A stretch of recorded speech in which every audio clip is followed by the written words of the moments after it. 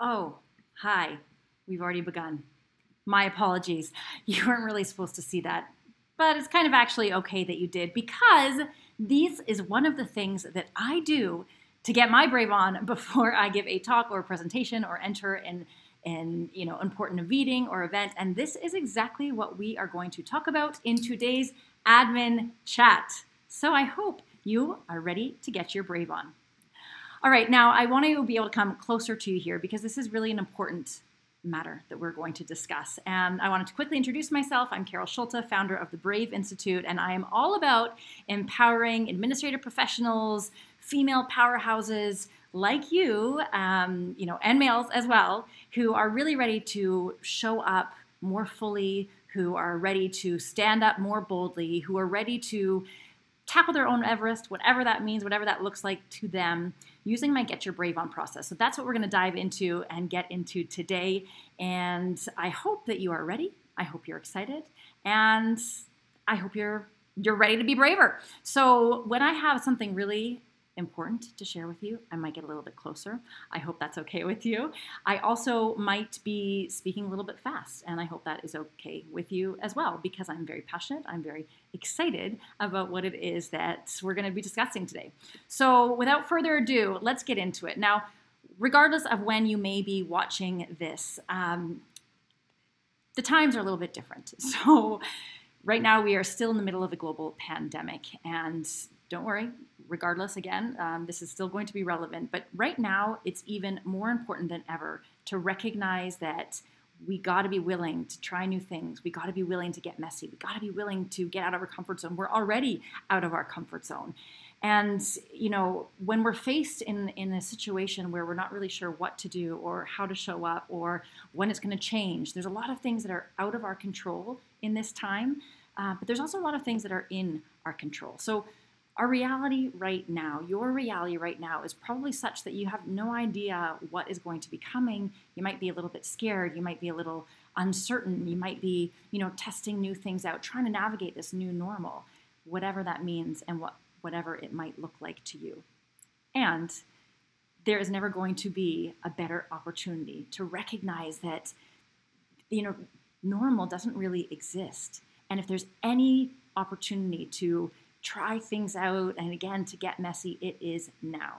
So don't get upset with yourself. Don't give yourself a hard time if you have these moments of being up and down, such as life, right? So I think what we're going to really be diving into, the strategies of how you can get your brave on, really are amazing to be able to apply and put into practice starting today, regardless of what the situation is. And just know that if you can be brave during a global pandemic, then you can be brave anywhere, anyhow, any day of the week. So it's not business as usual. It is not life as usual. And give yourself a pat on the back because you are already extremely brave from just showing up and, making it through the day after day. I acknowledge and I applaud you for being here, so thank you. Something I don't take lightly because there's a lot of things competing with your time and your attention. And I promise I will make it worth your while. So here is what I promise. I promise that you are going to walk away from this admin chat with at least 3 big strategies, probably a few more, but 3 big strategies that you can actually put into action coming out of this talk. I promise that I am going to be all in on you. I will continue to be your cheerleader. Happen to have that pom-pom there. You never know when it's going to come in handy. And I promise that even though I speak a little fast and I can sometimes be a little bit passionate, I promise that you will be able to resonate with what I have to say. And I'm also going to promise you that if you want to gain any further clarification, or if you have questions or you want to dive deeper on anything, there's going to be an opportunity for you to contact me at the end. So those are my promises.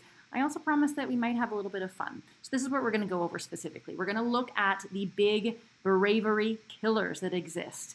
Because the truth is, you're human, I'm human, and there are going to be things that get in our way and prevent us from showing up as fully as we want to, from really making ourselves visible, from raising our hand, from wanting to ask that question, whatever it is. There are bravery killers that get in our way. But once we learn what they are, well, then we're going to be able to bust through them. We're going to also explore visibility factors, specifically when it comes to administrative professionals, when it comes to being in the workplace and wanting to stand out, to speak out, to get noticed. So we're going to have some good conversation around there. We're also going to explore the Brave Zone. So there are 5 areas, 5 elements that make up what we call the Brave Institute, your Brave Zone. Now, we all talk about the importance of getting out of your comfort zone, and it's true, it is important. And what does that mean? What does that look like? So we need to talk about what the Brave Zone looks like so that you know what you can do to actionably get out of that zone and push through the fear. And then finally, I'm going to give a little bit of a nudge, encouragement, invitation to get into one small brave step of action by the end of this. And we have this challenge ongoing called 30 Days to Brave. If you commit to doing that one piece of action, which often only takes 5 minutes or less, in the next 30 days, you will begin to build your bravery muscle. You will begin to get the courage that you've been waiting for and recognize it's actually not about waiting at all. It's about choosing to get into action, being brave, and it's going to have a really positive ripple effect on all that you are, all that you do, both at work and in life. So I know some pretty big promises, but stick with me, and it's going to be worth your while. So I hope you're excited. Okay, next steps. Before we dive into the content, as I mentioned earlier, if you do have any questions, if you want to reach out to me, please do so. And to that end, at the very end, I'm going to share my contact information. So jot down questions that you may have throughout. And if you really want to dive deeper, I'm going to have an opportunity for you to be able to book perhaps a Brave Discovery call if that seems compelling to you, so that we can really look at where you're at and how to apply some of the learnings that you're going to get from this session starting tomorrow, or really being able to implement it however, whenever you want. All right, so an important question for you. What would you do if you were even braver? Even braver. And I want you to really think about this. I want you to think about perhaps how you'd be showing up a bit differently in your workplace, how you might be showing up differently in your life, what it would look like, what it would mean. Now, this is an important question, and I'm guessing, don't want to assume, but I'm guessing it might be one that you have not often asked yourself. Well, I've been asking this question over the last few years to hundreds of leaders all over the world. And even though the answers vary all over the map, everybody always has an answer, because the reality is we all have an area or two where we want to be braver. But here's some of the big ones that came up. If I were braver, I would stand up for myself, ask for what I deserve. I'd stop trying to be perfect. You can read the slides. Maybe you'd learn to say no more. Maybe you want to learn how to say yes more. Maybe you would be taking on new initiatives, raising your hand, sharing your ideas. These are some of the most common ones that we've seen when we've asked this question, but I'm curious for you, what would you do if you were even braver? And I want the answer to be in the back of your mind as we begin to go through these sessions, as we begin to go through these topics and important conversations that we are going to have this evening. So at the Brave Institute, we've done some research, and we have come to find that so many women and men wait around to feel confident. In their best-selling book, The Confidence Code, authors Katty Kay and Claire Shipman talk about this idea that so many capable, brilliant professionals think that they need more letters after their name, think that it's about the qualifications, think that it's about once you get X or Y or have this many letters or this many accolades, then all of a sudden it gives you permission to feel confident and do the thing that you've always wanted to do. The truth is that's not often the case, because we are never going to feel totally confident or ready. So at the Brave Institute, we have a different definition. It's not about confidence. It's actually about being brave. So our definition of brave is your willingness to get into action long before you feel ready, because you are choosing to feel ready enough. So what we found is that when you actually get into action before you feel like you know what you're doing, before you feel ready to do so, all of a sudden that is when the confidence comes. That's when the bravery muscle begins to be built, and it's contagious. And once you take that first small step, then you get to the next one, and the next one, and the next one, and then, before you know it, you have summited Mount Kilimanjaro. So this is a group of women that I led to climb Kilimanjaro last year, and I guarantee you, none of the women felt ready before they started. And, we have no idea what journey lies ahead of us. We have no idea what it's going to look like at the top of that mountain or summit, whatever that may mean for you in this moment. All we need to know is that we can only take one step at a time. And if we do that one small brave step after the other, well, then we will, at some point, somehow, make it to the top of that summit. So you need to choose right now to get into action before you feel ready, because ironically, that's when you're going to begin to feel ready. Make sense? All right, so there are things called the Bravery Killers. So I mentioned that we were going to explore these. There are 5 big bravery killers, and unfortunately, they keep us playing small. They keep us from really going after what it is that they want, what we want. They prevent us from asking for perhaps the raise, or suggesting a different idea, a different way to do things, really thinking outside of the box, or saying yes when something scares us just a little bit, but we actually are excited to do it. So these unfortunately get in our way. And once we learn what the big bravery killers are, well, we can then choose whether or not they are continuing to serve us, or whether or not we want to do something about it, and whether or not we want to conquer and push through those bravery killers and get into action. So the first bravery killer is perfectionism. Let me know if you can relate to this. Perfectionists are those who think that everything has to be right out of the gates. And I am guessing, administrative professionals, you are pretty good at being perfectionists. I mean, a lot of your job relies on getting things right. If you make a small mistake on a calendar or a report or an email, it could potentially have huge detrimental impact. I get that. And sometimes if we want to be too perfect, especially the first time we do something, especially if it's something we've never done before, especially if we are putting ourselves out there in a bigger way, it's not about getting it right. There have been a lot of studies and research that show that women, more so than men, want things to be absolutely perfect or have all the qualifications before they go after what it is that they might want or think that they might be capable of. Hewlett-Packard did a study that said 85 to 95% of qualifications, or women will wait until they have 85 to 95% of qualifications before they apply for a position or a raise or the job that they might want. Our male counterparts, on the other hand, 35 to 45%. So there's a huge discrepancy. Now, there's reason for that, and this is not about males against females. I love them all. And our brains are wired differently. So we have a more active hippocampus than men do, which is the area of our brain that is wired for connection and likability. So we don't want to ruffle feathers. We want to, make sure that we have it right, we've got our stuff together, and we're not necessarily going to put ourselves out there until we're pretty close to guaranteed it's going to work. And that's preventing us from really going after things. It's keeping us stuck, keeping us stagnant, and often we can experience what's called perfectionist paralysis. So let me know if you think that you can maybe relate to a bit of perfectionism. The next big bravery killer is people pleasing. Again, something I see very often with incredible administrative professionals, executive secretaries, EAs, because you want to help, you want to serve. You're in the position and the role and the work that you do because you're really good at taking care of other people. So I applaud you and I commend you for that. And at some point, you have to stop trying to please everyone else all the time. Because every time you say yes to something or someone, there's something or someone that you have to say no to. And often that could be you. So it's really good to take care of other people. It's really good to make sure that they can call on you and rely on you. And I know that you don't want to ruffle feathers.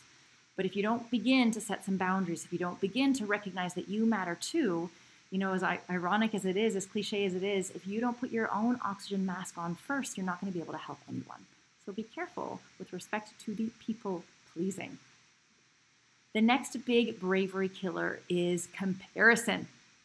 It's true, comparison is the thief of all joy.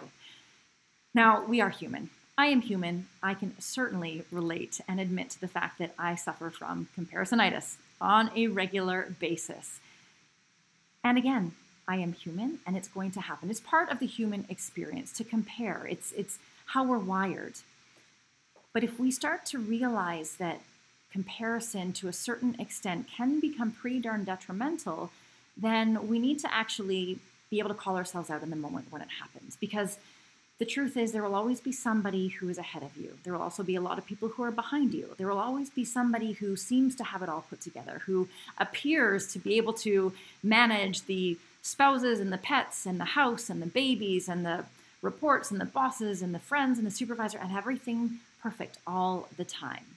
Well, guess what? That is probably not the truth. And because we live in such a digital world, and even now, especially in this time when we are online so much more, what we end up doing is comparing our behind the scenes or our everyday life to other people's highlight reel. A quote by Stephen Furtick that I'm kind of, putting in my own words a little bit, but he says, stop comparing your everyday life to other people's highlight reels. And when we look online and we make a split-second judgment or a split-second impression or perception, or we take on this belief that it is as it is, we're doing ourselves a disservice. So unless you are prepared to change every aspect, every element of your life and your work and your career for 100% of the person that you happen to be comparing to, and every element of their life, their work, their career, you don't get to compare. And chances are, when you start to see how green your own grass is, you'll realize that the grass isn't necessarily always green on the other side. But be careful, because sometimes when we compare, we really do take away from all the joy that we have going on right now.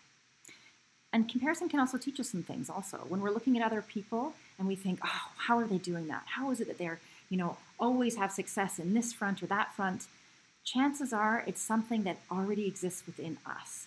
And so it's an opportunity to wake up what may have been dormant and to get us into motion, without the negative consequences of feeling that we are less than and we're not good enough right here, right now. Because the truth is, you are exactly where you need to be, and we can always move forward from here.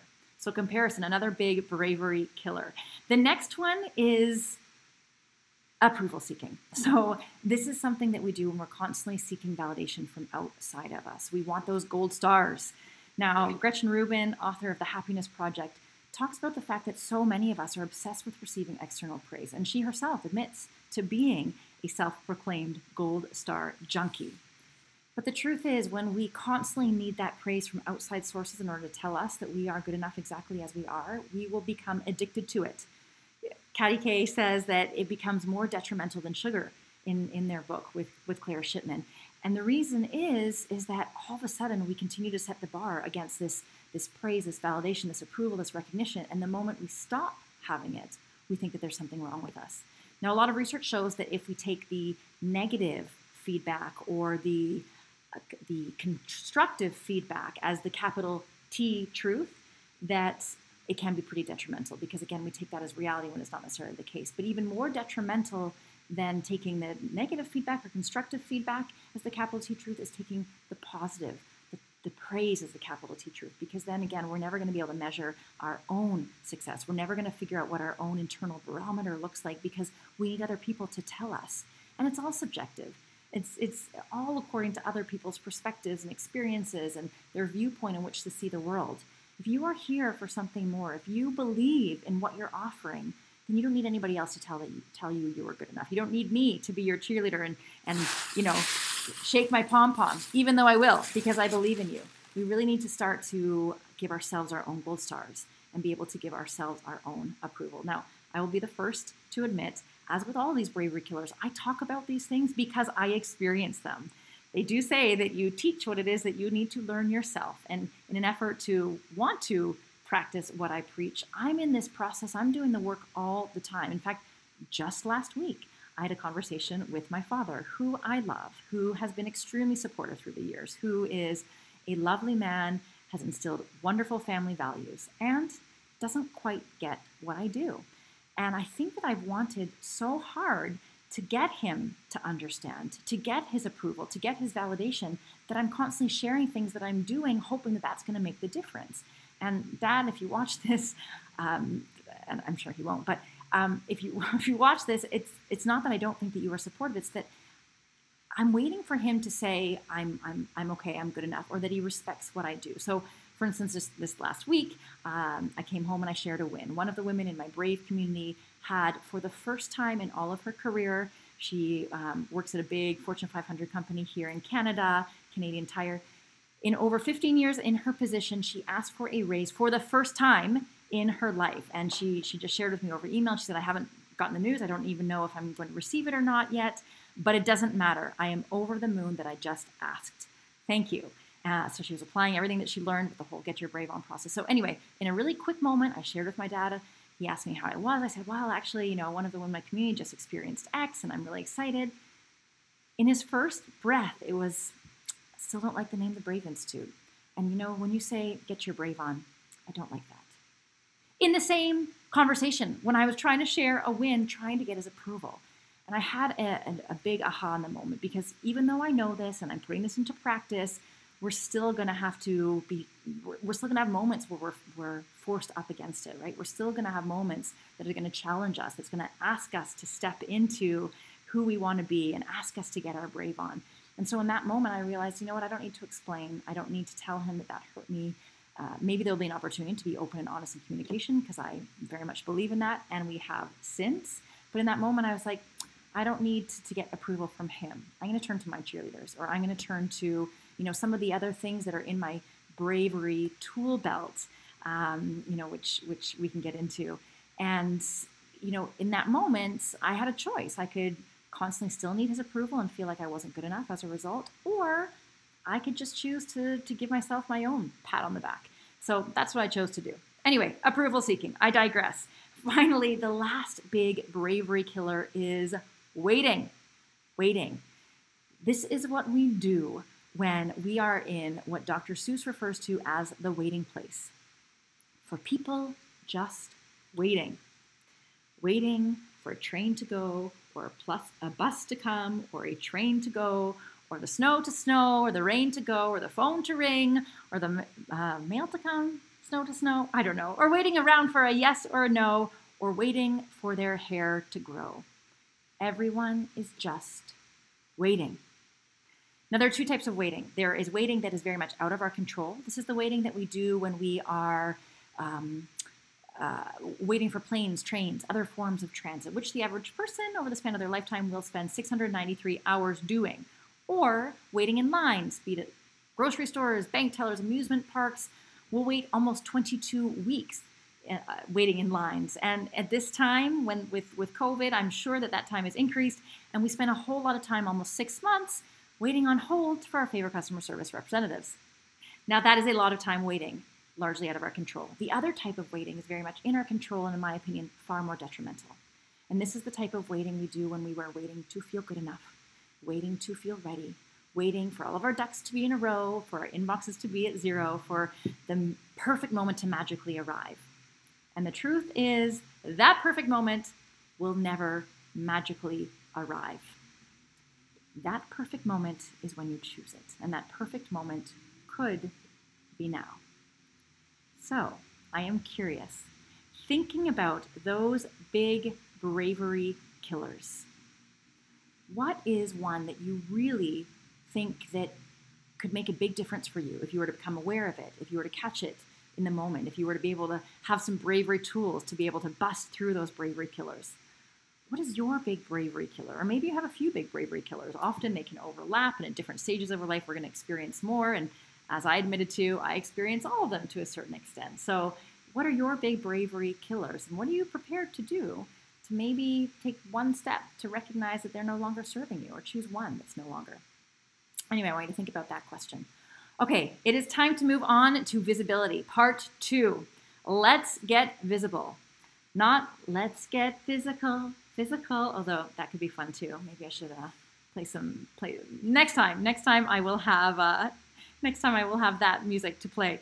But it's time to get visible, because visibility is so important. Not only because people need to know who you are and what you have to offer, but also because administrative professionals, EAs, PAs, executive secretaries, you all have so much more to be seen, and often you're not recognized. You are not given the validation, the pom-poms, the cheerleading, and kudos that you so deserve. And so sometimes you need to put it out there. You need to make yourself known. You need to raise your hand. You need to share your voice. You need to share your ideas. I don't believe that we need to find our voice. I think our voice exists. I think we've had our voice all along. We just need to be brave enough to use it. So we're going to get into visibility and the importance of really exploring some ideas, some key ways that we can become a little bit more visible. So the first idea is to be the first. This is the idea that, be the first to say hello to someone, to ask someone's name, to share an idea, to say yes, to say no, to volunteer to help out with something, to introduce yourself to somebody new. Don't wait for someone else to do it. Don't wait to be given permission. Don't wait until you think, the sunshine is out or you have more accolades after your name or a few more certifications. No, be the first. Don't wait to be given permission. Just get in there and do it. That is one of the ways that you will stand out. You will get noticed. Another idea that I have, we're not going to go through all of these because they're good and they're juicy, and I want to be cognizant of your time and attention.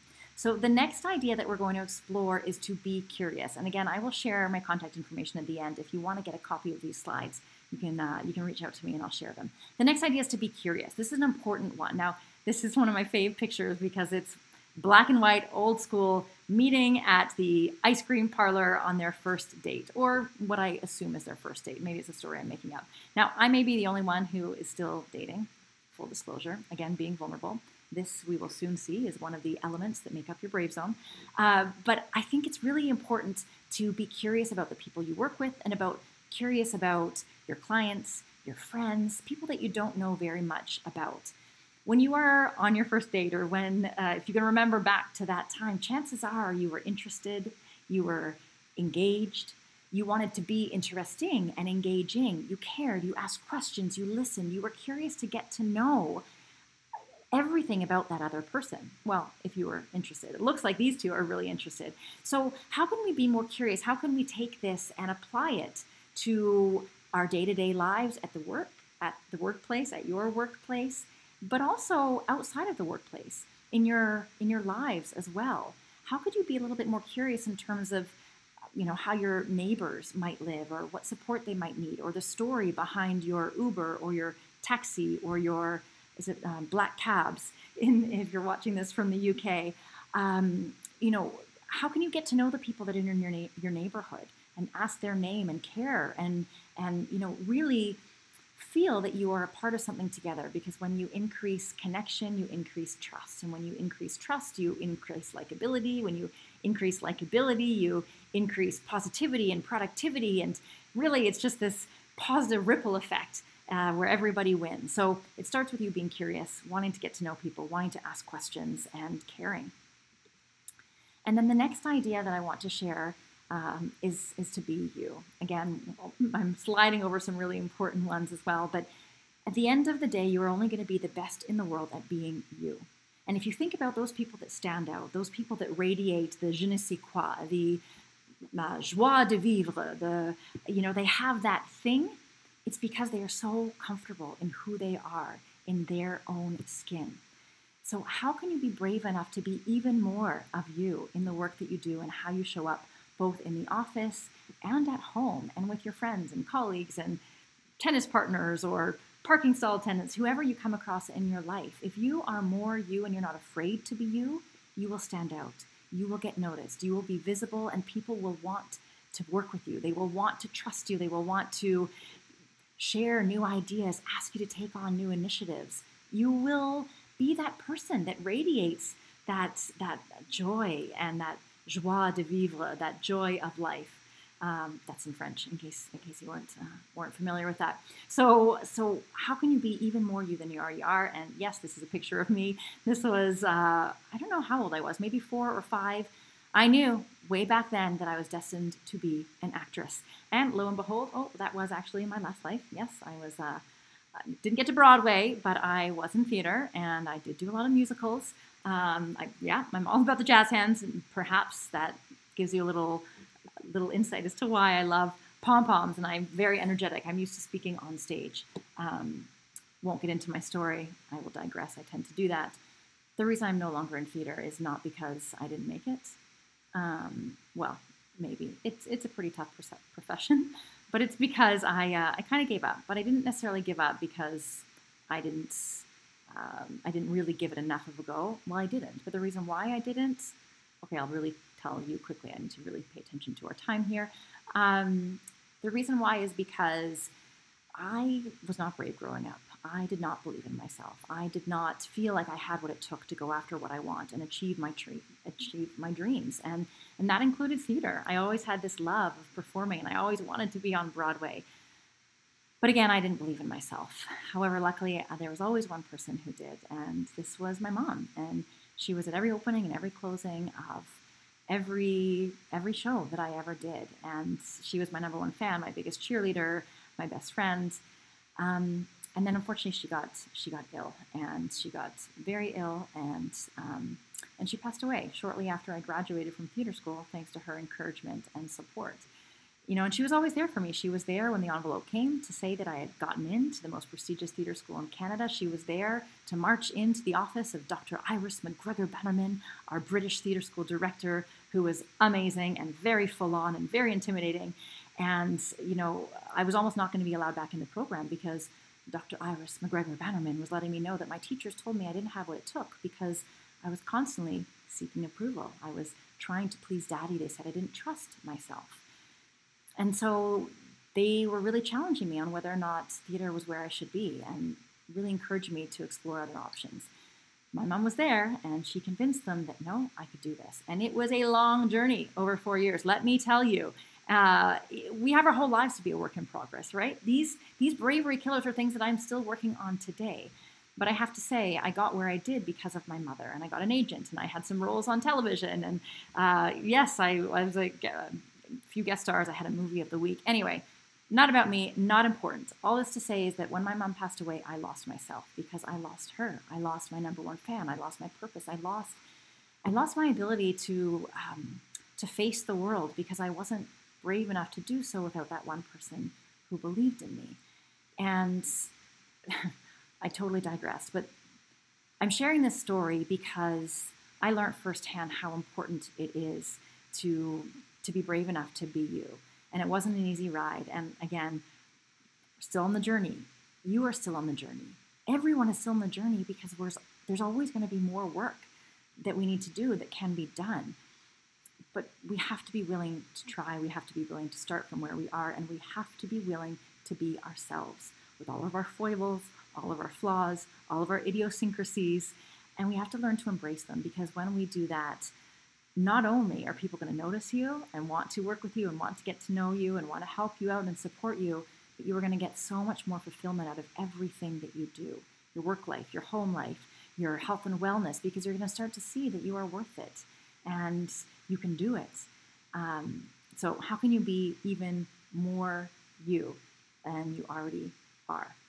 So that's what I have for you. That's what I have for you. How can you be even more you? So thinking about these big ideas, some of these ideas to be more visible, to stand out, to get noticed even more. What is one thing that maybe you could do? How will you increase your visibility? What is one small action that you can take today?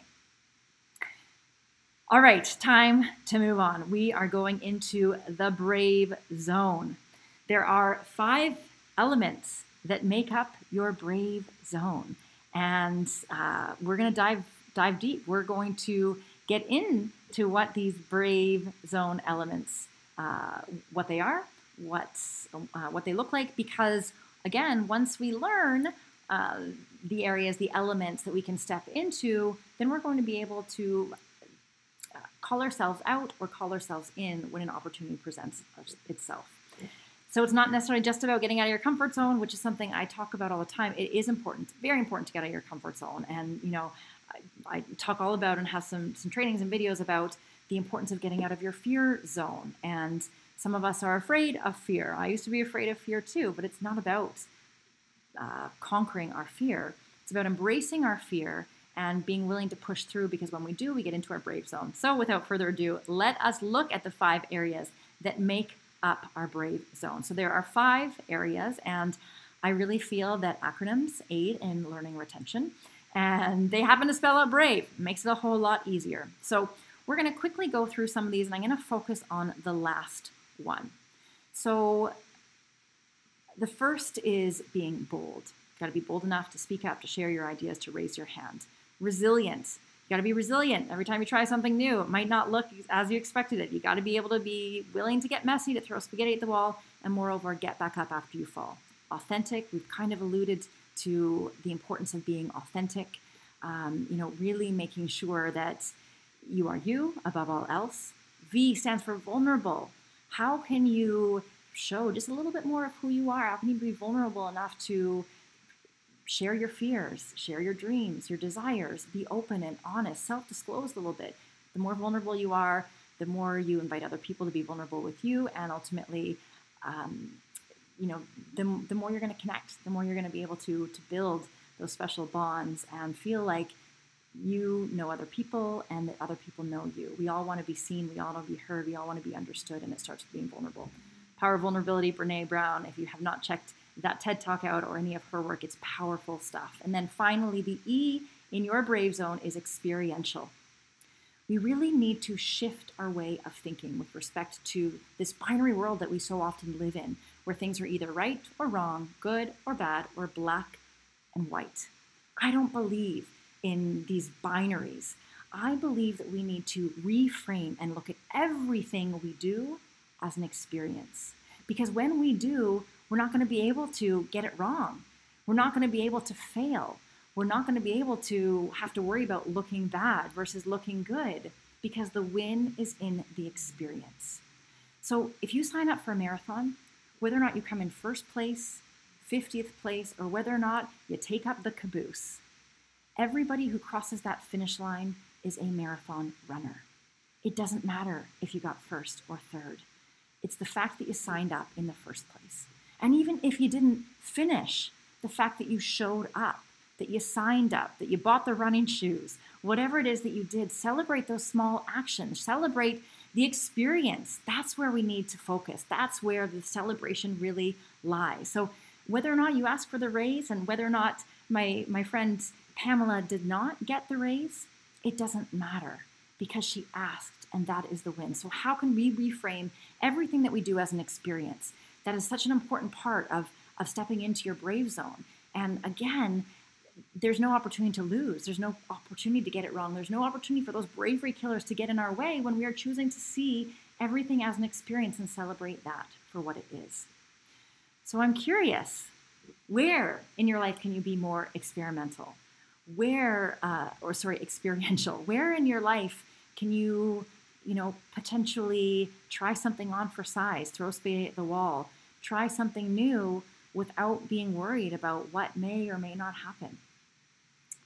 So I'd love for you to think about that question, because it's important, and because I'm about to ask you to choose one small piece of action that you're going to get into as a result of something you've learned today in today's admin chat, because we do have so many things competing for time and attention. Again, I don't take the fact that you showed up and you're still here, if you're still watching, lightly. So what are we going to do about it? How can we take this learning and actually do something about it, put it into practice? So here's your challenge. You have 30 days to get your brave on. This is a challenge called 30 Days to Brave, where I ask you to take one piece of action, one small brave step, something that you have learned today, whether or not it's about those bravery killers, how to be more visible, or how to step into your brave zone. I want to know what one small piece of action is that you are committing to. And in a second, I am going to share my contact information. You can take a screenshot of it, because I want to make sure that I am holding you accountable for that. So for those of you who really want to be held accountable, send me an email when you get my contact information, and I will send you this digital copy of what I call the Because I Am Brave, I Will form. So the very first part of our session together, I asked you what you would do if you were even braver. And I hope that you took some time to think about that. And I'm guessing there are some things that came to mind. And And if we actually flip that question and turn it into a statement, it becomes, because I am brave, I will. And guess what happens when we answer that question? All of a sudden our brain is already coming up with ideas, coming up with ways and scheming these ideas to actually make that happen. So I challenge you to take what you initially said was your answer to what you would do if you were even braver and turn it into, because you are brave, you will. And when you do that, I guarantee that you're going to start to see what's possible. You're going to start to get into action. You're going to start to build that bravery muscle and experience the contagion that comes along with that. Contagion in a good way, not contagion. I know I got to be careful of these words of pandemic that we're in right now. But again, regardless of when it is that you're watching this, it is a brave muscle, and it is something that will be contagious. So once you do your first brave action, you're going to want to do the next and the next and the next, and it goes and grows from there. So what are you going to do in the next 30 days to brave? So many people have experienced so many amazing things as a result of taking on this challenge, starting with just committing to that one step. So I mentioned my friend Pamela, who asked for a raise for the first time. My friend Schulte, who is doing amazing things for her business and her life, taking all these ideas of being brave. My other friend, Jill, who is all about,